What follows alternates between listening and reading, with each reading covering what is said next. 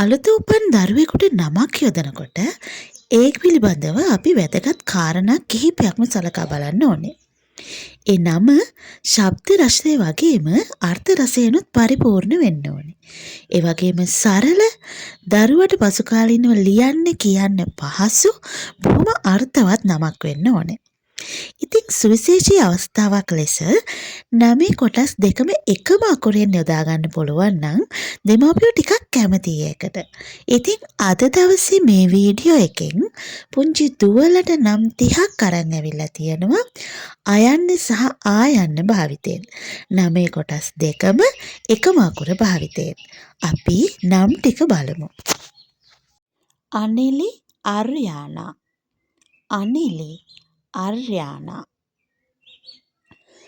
ආයුර්වි අමින්යා ආයුර්වි අමින්යා ආකේෂි අමේලියා ආකේෂි අමේලියා අකේෂි අකේන්‍යා අකේෂි අකේන්‍යා අශෙකි අර්යානා අශෙකි අර්යානා අර්වීනා ආකේෂ්‍යා අර්වීනා ආකේෂ්‍යා අනුලි අභිෂෙවි අනුලි අභිෂෙවි අක්ෂරී ආශ්ක්‍යා අක්ෂරී ආශ්ක්‍යා අධීශා අශේවියා අධීශා අශේවියා අනිර්වා අභිහානි අනිර්වා අභිහානි අභිමන්ලී ආකේත්‍යා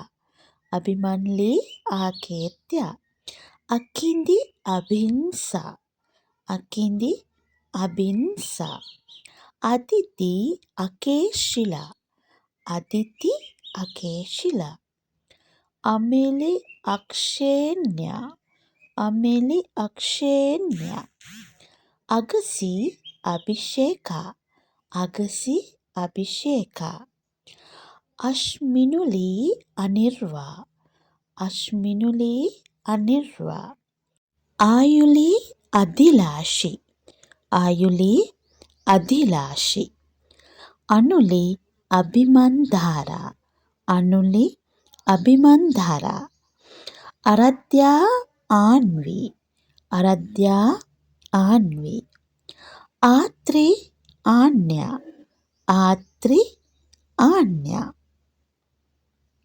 අක්ෂුවි ආඛ්‍යානි අක්ෂුවි ආඛ්‍යානි ආයුනි ආවෝර්යා ආයුනි ආවෝර්යා ආයුනි ආකේත්‍යා ආයුනි ආකේත්‍යා අභිනි අමන්දරා අභිනි අමන්දරා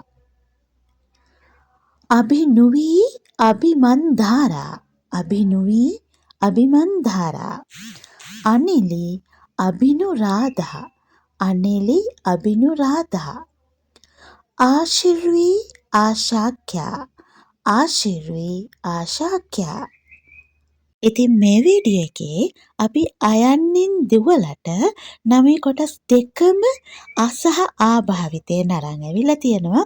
මං හිතනවා ඔයාගේ අලුත උපන් බිලිඳියට හරි ලස්සන නමක් ඔයාට මේ තුලින් හදාගන්න පුළුවන් කියලා. අපි ඊළඟ වීඩියෝ එකෙන් බලමු පුතාලට අයන්නෙන් නමේ කොටස් දෙකම භාවිතා කරන නම්.